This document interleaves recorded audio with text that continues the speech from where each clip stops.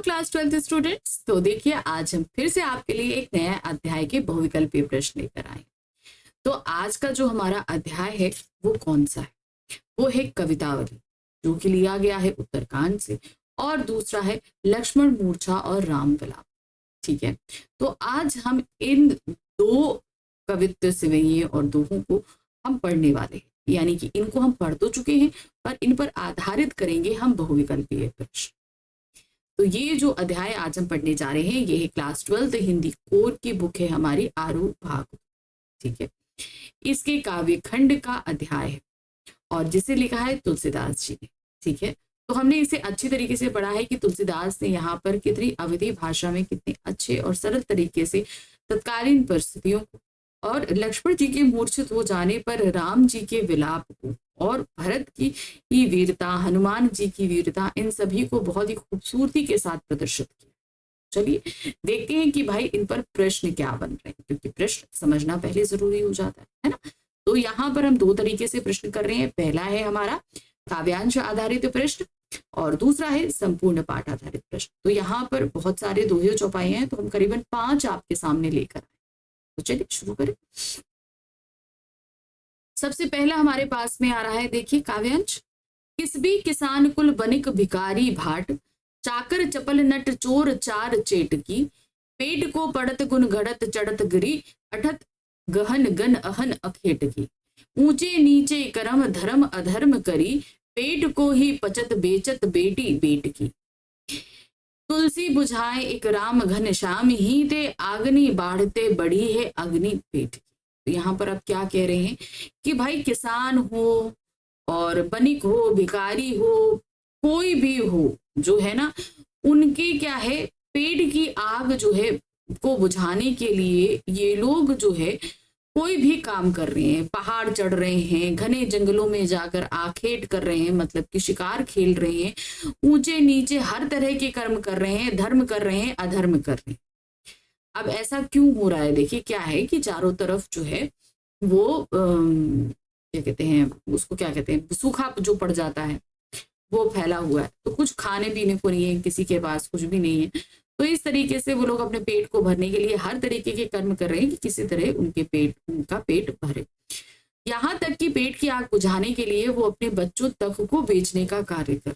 तो तुलसीदास जी कहते हैं कि इस तरीके से जो आग, जो पेट की जो आग होती है वो किसी भी आग से बहुत बड़ी होती है। जंगल की आग हो, समुद्र की आग हो, किसी तरह की आग हो, सभी आग के प्रकारों में सबसे बड़ी आग पेट की आग को कहा।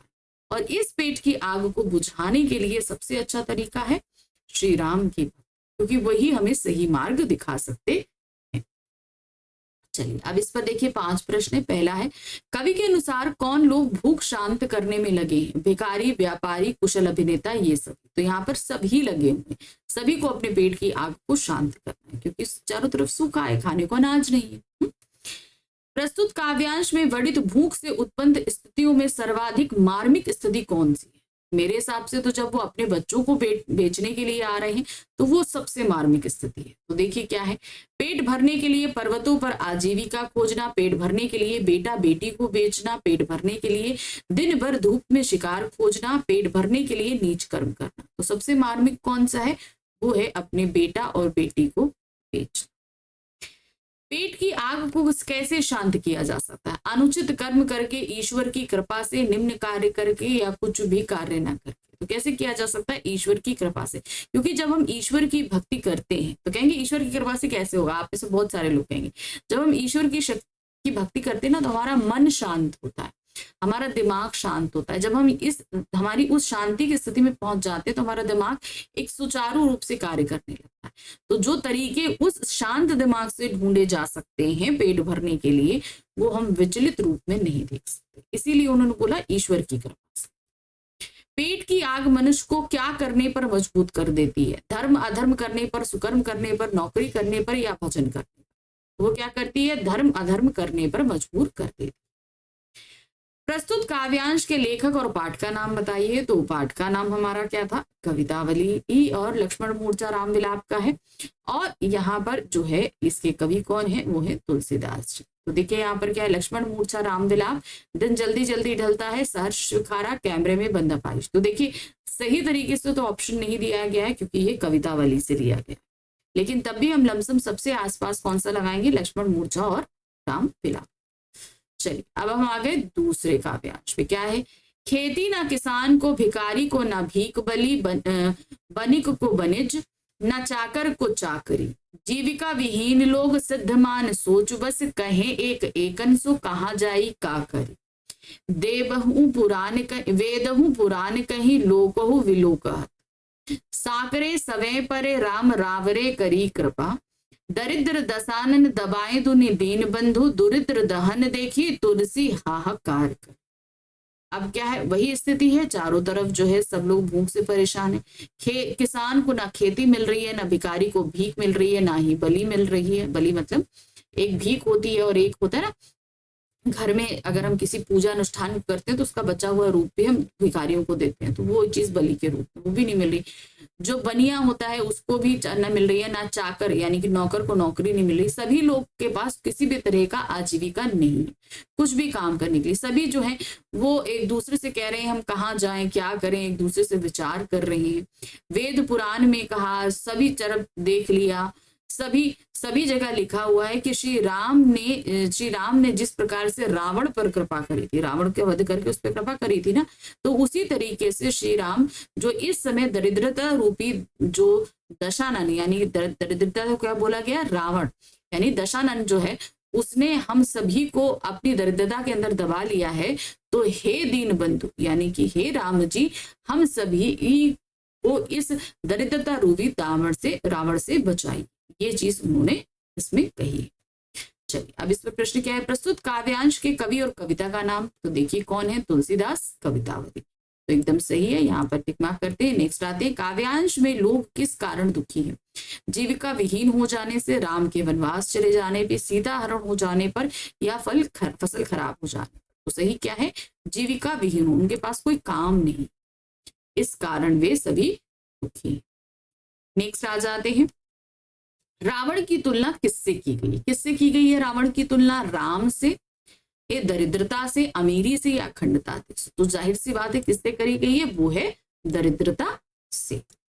नेक्स्ट आते हैं, निम्नलिखित में से किसके द्वारा इस संकटपूर्ण स्थिति से उभरा जा सकता है, कौन सा है वो, कवि द्वारा, दान दक्षिणा द्वारा, नए व्यापार द्वारा, या राम भक्ति द्वारा। तो किससे की सकता है, राम भक्ति जी के द्वारा उभरा जा सकता है। नेक्स्ट आते हैं, किस वर्ग के लोगों की आर्थिक स्थिति अत्यंत शोचनीय अवस्था में, भिक्षु, किसान, व्यापारी, या सभी। तो वहां पर जितने भी है सभी की स्थिति, चाहे भिखारी हो, नौकर हो, व्यापारी हो, किसान हो, सभी की स्थिति जो है वो शोचनीय है।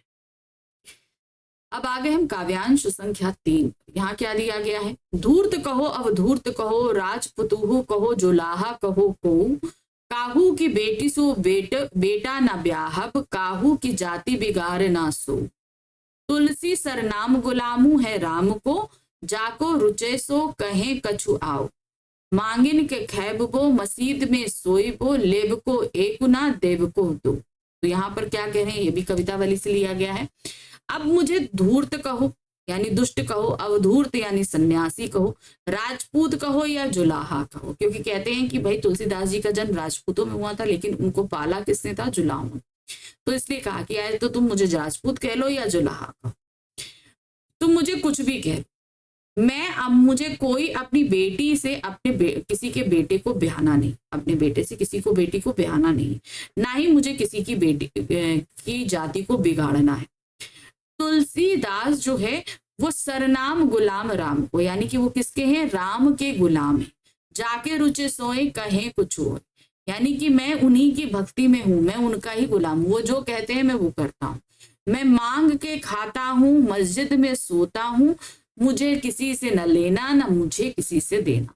तो इस दोहे के माध्यम से उन्होंने हमें चौपाई के माध्यम से क्या बताने की कोशिश करी है, उस समय किस तरीके से समाज में ऊंच नीच जात पात जो है वो व्याप्त था, ये चीज बताइए। अब इसमें प्रश्न क्या है, प्रस्तुत काव्यांश का केंद्रीय विषय क्या है, राम भक्ति का प्रचार करना, सामाजिक व्यवस्था के पोषकों पर व्यंग करना, जाति पाति का समर्थन करना, समाज विहीन राष्ट्र की कल्पना करना। तो उस समय तत्कालीन सामाजिक परिस्थितियों के जो पोषक थे उन पर एक तरीके से व्यंग करना है, हम कहेंगे सामाजिक व्यवस्था के पोषकों पर व्यंग करना। नेक्स्ट आते हैं, काव्यांश के अनुसार तुलसीदास किसके गुलाम है? अपने माता पिता, सामाजिक बंधनों, श्री राम या जाति व्यवस्था के? तो किसके हैं? वो श्री राम जी के गुलाम। तुलसीदास किसी से संबंध रखकर क्या नहीं बिगाड़ना चाहते? उसकी जाति को नहीं बिगाड़ना चाहते। अपना स्वाभिमान, दूसरों का आत्मविश्वास, दूसरे की जाति या अपनी जाति। तो क्या नहीं बिगाड़ना चाहते? वो है दूसरे की जाति को बिगाड़ना नहीं चाहते। नेक्स्ट आते हैं, तुलसीदास को परंपरावादी एवं रूढ़िग्रस्त समाज में रहते हुए भी उनसे मुक्त और बेफिक्र कौन बनाता है? अब वो ऐसी परिस्थिति में रह रहे हैं जहां पर चारों तरफ समाज में जात पात, ऊंच नीच, परंपराएं, ये सारी चीजें, लेकिन उसके बावजूद वो बेफिक्र है। क्या चीज है ऐसी? उनका अभिमान, भक्ति के बल पे उपजी दृढ़ता, राम के प्रति अनास्था या समाज के बंधन। तो सही क्या है? भक्ति के बल पर उपजी दृढ़ता, यानी कि भक्ति के बल पे उनके अंदर जो शक्ति आई है उससे वो उस अपने विचारों पर कायम। लैब को रखो न देव को दो, यानी कि किसी से लेना एक नहीं, देना दो नहीं। पंक्ति का आश्रय क्या? किसी से दो लेना नहीं, एक देना नहीं।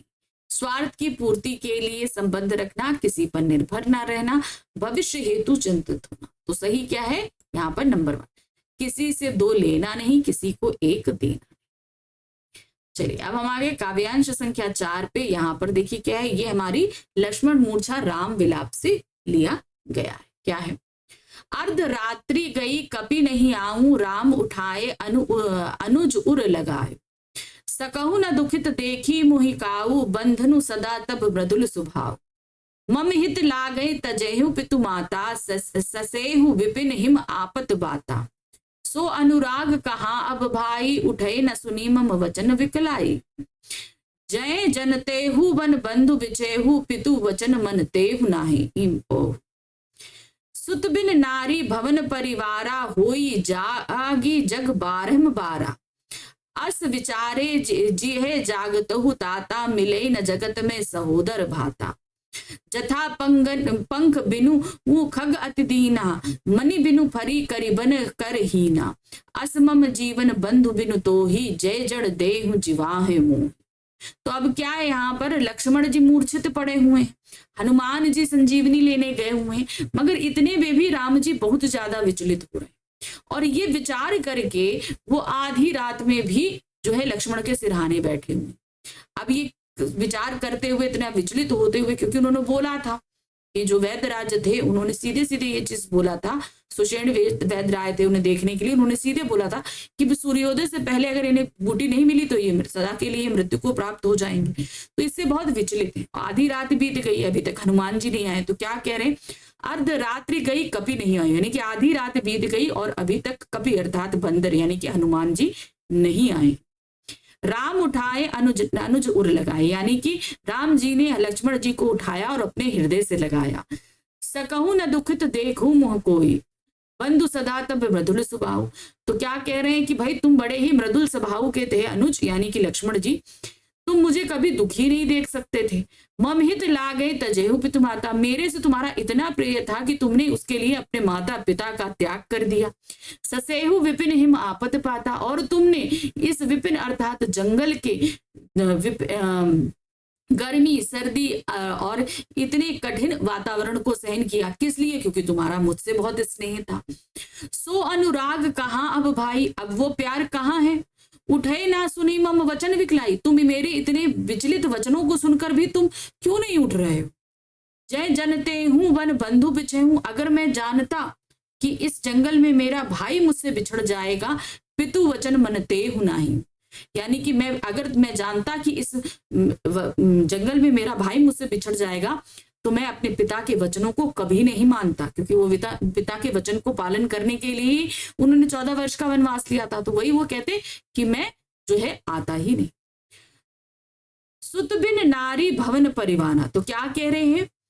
बच्चा, सुत मतलब पुत्र, नारी भवन परिवार, होई जग जाही बारंबार, यानी कि जग में ये सब मुझे बार बार मिल सकते हैं। अस विचारे जे जागहूं ताता, मिले न जगत में सहोदर बागा, मगर कहते ये विचार करके ही तुम कम से कम जाग जाओ, क्योंकि तुम्हारे जैसा भ्राता जो है मुझे इस जीवन में दोबारा नहीं मिल सकता। मेरी स्थिति उसी तरीके से, क्या कहते हैं, जथा बंग पंख बिनु खग अति दीना, जिस तरीके से बिना पंख के कोई पक्षी बहुत ही दीनहीन हो जाता है, बिना क्या मणि बिनु फनी करिबर कर कीना, बिना मणि के जिस प्रकार से सर्प बहुत ही असमर्थ हो जाता है, बिना सूंड के हाथी बहुत असमर्थ हो जाता है, असमन जीवन बंधु बिन तो ही जय जड़ देहु जिहाऊं। तो क्या कह रहे हैं, उसी प्रकार से मेरी भी स्थिति भी तुम्हारे बगैर वैसी ही होती है, तो अब तो तुम उठ जाओ, ये चीज वो कह रहे हैं। अब इस पर प्रश्न क्या है, देखिए, राम लक्ष्मण के किस स्वभाव का स्मरण कर रहे हैं, भातृ प्रेम, कोमलता, प्रेममय हृदय का, या सेवा भाव का। तो क्या है, कोमल हृदय का, क्योंकि कोमल हृदय था तभी वो राम जी के इतने विचलित रूप को वो कभी भी सहन न कर पाते। राम के अनुसार लक्ष्मण ने उनके हित के लिए क्या क्या सहन किया, जंगल में भूख प्यास कमजोरी, जंगल में सीता हरण युद्ध शक्ति, जंगल में जाड़ा ताप आंधी तूफान, जंगल में कांटे जंगली जानवर या कीट पतंगे। तो क्या था वो, जंगल में जाड़ा ताप और आंधी तूफान। काव्यांश में किस क्षति को राम ने बड़ी क्षति माना है, भार्या का खो जाना, तात का खो जाना, भ्राता का खो जाना, या कपि का ना आना। तो सबसे बड़ी क्षति क्या है, भ्राता का खो जाना, अर्थात भाई का खो जाना। लक्ष्मण की अनुपस्थिति में राम को अपना जीवन कैसा प्रतीत हो रहा है, निरर्थक, अपमानित, लाचार या कठोर। तो सही क्या है, निरर्थक सा प्रतीत हो रहा। राम यदि जानते कि वनागमन के क्या परिणाम होंगे तब वे क्या नहीं करते, तो पिता के वचनों को ना मानते, है ना, रावण से युद्ध ना करते, लक्ष्मण को वन में साथ ना लाते, माँ के वचन का पालन ना करते, पिता के वचन का पालन ना करते। तो अगर उन्हें पता था कि भाई ये हो जाएगा तो वो पिता के वचन का पालन ना करते। पांचवा काव्यांश देखिए क्या है, जथा पंख बिनु खग अति दीना, मणि बिनु फनी ही करिबर करहीना, असमम जीवन बंधु बिनु तो ही मैं जय जड़ देह जियाओ मोही, जय अवध कबन मुह लाई, नारी हेतु पिय भाई गवाई, बसहु अपसज सतेहु जग जानी, नारी हानि विशेष क्षति नाहि। तो अब यहाँ पर क्या कह रहे हैं, उन्होंने बताया ना कि जिस तरीके से पक्षी बिना पंख के बहुत दीनहीन हो जाता है, सांप बिना मणि के, हाथी बगैर सूंड के, तो मैं भी तुम्हारे बिना बंधु इसी तरीके से मेरा जीवन बेकार है, तो तुम्हें किसी तरीके से जी जाओ, क्योंकि मेरा तुमसे बहुत मोह है। मैं अवध अर्थात मैं वापस जब अयोध्या जाऊंगा तो मैं क्या मुंह लेकर जाऊंगा, नारी, और सब लोग वहां पर क्या कहेंगे मेरा को अपमानित करते हुए कि भाई तुमने नारी के लिए अपने प्रिय भाई को गंवा दिया। बस अपरस सतेहु जगमाही, अब मुझे यही दुख एक सहने को रह गया है कि नारी हानि जो है वो विशेष हानि नहीं होती। अब इस पर प्रश्न देखिए क्या है, भाई के बिना जीवन की तुलना किससे की गई, पंखों के बिना पक्षी से, मणि के बिना सांप से, सूंड के बिना हाथी से, या ये सभी। तो सही क्या है, ये सभी से की गई। नेक्स्ट आते हैं, राम किसकी तुलना में अपने भाई को अधिक महत्व दे रहे हैं, किसकी तुलना में वो अपने भाई को अधिक महत्व दे रहे हैं, धन की तुलना में, पत्नी की तुलना में, राज्य की तुलना में, या पुत्र की तुलना में। तो वो पत्नी की तुलना में अपने भाई को अधिक महत्व दे रहे हैं कि भाई देखो, सीता जी के हरण में के कारण युद्ध करते हुए लक्ष्मण जी मूर्छित हुए थे, इसीलिए पत्नी से अधिक वो भ्राता को दे रहे। राम को लक्ष्मण के बिना अयोध्या जाने में क्या सहन करना पड़ा है, विषाद, ग्लानि, आमोद, या कटु वचन। तो क्या है वो ग्लानि उनको, यानी कि भाई तुमने जो है नारी के लिए अपने प्रिय भाई को गंवा दिया, तो वो एक तरीके से जो ग्लानि है वो उनको सहन करनी पड़ रही है। राम द्वारा किसकी हानि सहन कर पाना कठिन हो गया है, तो जाहिर सी बात है लक्ष्मण की हानि सहन कर पाना कठिन हो गया है। नारी हानि विशेष क्षति नाही, पंक्ति में कौन सा भाव व्यक्त हुआ है, भाई के वियोग से उत्पन्न कष्ट का, पत्नी के वियोग से उत्पन्न कष्ट का, भातृ प्रेम की समाप्ति, या हर्ष का। तो यह है भाई के वियोग से उत्पन्न कष्ट के कारण ये बात उन्होंने कही है, नहीं तो सीता जी तो उनके लिए बहुत प्रिय थी, है ना। तो भाई का कष्ट कुछ ज्यादा ही हो गया, क्योंकि देखिए उन्हें ये पता है कि सीता का हरण करके रावण ने अपने पास रखा है, वो जीवित है, लेकिन भाई यहाँ जो है वो मरणासन अवस्था में पड़ा है। उन्हें लग रहा है कि मैं भाई को तो हमेशा के लिए खो दूंगा, भाई पत्नी को तो हम युद्ध करके जीत लेते, लेकिन यहाँ पर हम मृत्यु से तो युद्ध नहीं कर सकते ना। तो इसलिए वो कष्ट, भाई का बेहोश होना उनके लिए बहुत ज्यादा कष्टकारी था, इसलिए उन्होंने ये पंक्ति कही थी। चलिए अब हम आगे संपूर्ण पाठ आधारित प्रश्नों में, यानी कि हम पूरा कवितावली और लक्ष्मण मूर्छा राम विलाप पे, हम सब पे संपूर्ण पाठ पर हम प्रश्न करेंगे। कवितावली के माध्यम से गोस्वामी तुलसीदास ने किस स्थिति को प्रदर्शित करने का प्रयास किया है? सामाजिक व सांस्कृतिक स्थिति, सामाजिक व राजनीतिक स्थिति, सामाजिक व आर्थिक स्थिति, सांस्कृतिक और आर्थिक स्थिति। तो एक तरीके से उन्होंने उस समय की आर्थिक और सामाजिक स्थिति को व्यक्त किया है। तो यहां पर आएगा नंबर 3। नेक्स्ट आते हैं, लक्ष्मण के पुनः जीवित होने का समाचार सुनकर रावण किसके पास गया था? किसके पास गया था? कुंभकर्ण के पास गया था, है ना। तो सही क्या है देखिए, कुंभकर्ण के पास गया था। नेक्स्ट आते हैं, प्रभु का लक्ष्मण के लिए विलाप सुनकर कौन व्याकुल होते? वहां पर जितने भी जो है क्या कहते हैं, बंदर थे, भालू थे, सभी बहुत ज्यादा बेचैन हो गए थे, है ना। तो देखिए क्या है, वानर और भालू समूह, राक्षस और दैत्यों का समूह, मानव और देवताओं का समूह। तो सही क्या है, वानर और भालू का समूह। लंका जाते समय हनुमान जी बार बार मन में किसकी प्रशंसा करते जा रहे थे? किसकी प्रशंसा करते जा रहे थे? वो भरत की प्रशंसा करते हुए जा रहे थे। भरत जी से मिले थे ना, तो क्या है, लक्ष्मण जी की, भरत जी की, वैद्य जी की या प्रभु श्री राम जी की? तो सही की थी भरत जी की। वैद्य लक्ष्मण जी के प्राण बचाने के लिए कौन सी बूटी लाने को कहते हैं? वो कौन सी बूटी? आप सभी को पता होगा, संजीवनी बूटी। तो सही क्या है, जीवन बूटी, संजीवनी बूटी, संजीवनी बूटी, सर्वजीवनी बूटी। तो क्या है, संजीवनी। हनुमान जी संजीवनी बूटी लाने के लिए किसकी आज्ञा लेते हैं? तो किसकी आज्ञा ली थी उन्होंने? वो ली थी उन्होंने प्रभु श्री राम से, है ना।